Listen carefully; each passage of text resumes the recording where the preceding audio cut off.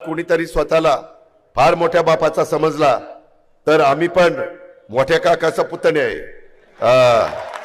तुझ्या बापापेक्षा माझा काका लय मोठा आहे। टँकर माफियाच उमेदवार व्हायला निघालाय। मग बघा आता कसं काय, वडील तुतारीचं आमदार आणि मुलगा सून भाची भाजपची। आता काय सांगावं, किती रे बनवा, अशी ही बनवा बनवी, अशी ही बनवा बनवी। मग इतके दिवस काय झोपा काढल्या का केल्या? मी आगे बढून तू राहा माझे कपडे सांभाळायला। तुम्ही लढा, आम्ही कपडे सांभाळतो। कपडे घेऊन जा पळून माझे। ज्यांच्याकडे सूत्र आहेत ते काही लक्ष द्यायला तयार नाहीयेत आणि म्हणून छोटे प्लॉट धारकांना गुंठेवारीतील नियम शिथिल करून बांधकाम अधिकृत त्या ठिकाणी करण्याचे काम देखील उद्याच्या काळामध्ये करावं लागणार।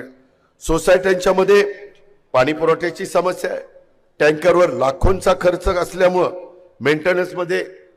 मेंटेनन्सचे चार्ज एवढे भरमसाठ सोसायट्यांना येत आहेत। प्रभाग क्रमांक 4 चे उमेदवार टँकर माफिया आहेत असे मला कळले, आमचे नाही समोरच्यांचे।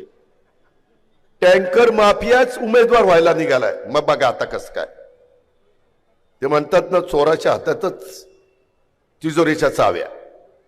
काय होणार आहे याचा विचार जरा करा, अजिबात घाबरू नका। मी नेहमी महाराष्ट्राला सांगतो, ज्या गावच्या बोरी त्याच गावच्या बाबळी। आम्ही पण काही कच्चे नाहीयेत। एक तर आमच्या वाटेला कोणी जाऊ नका, पण आमच्या कार्यकर्त्यांच्या कोणाच्या वाटेला गेला ना तर मग आम्ही पण त्यांना सोडणार नाही। आम्ही कायदा मोडणार नाही, निवडणूक आचारसंहितेचा भंग करणार नाही। पण कोणीतरी स्वतःला फार मोठ्या बापाचा समजला तर आम्ही पण मोठ्या काकाचा पुतणे आहे।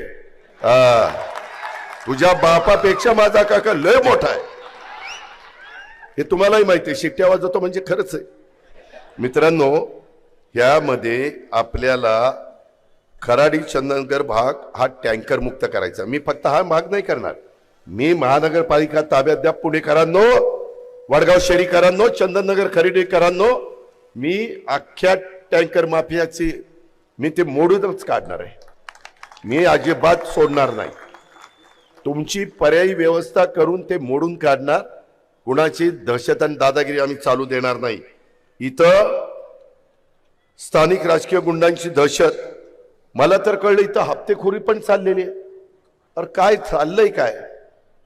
आपण स्वतंत्र भारतामध्ये राहतोय ना, कशाची हप्तेखोरी? काय हप्ता द्यायचं कारण आहे?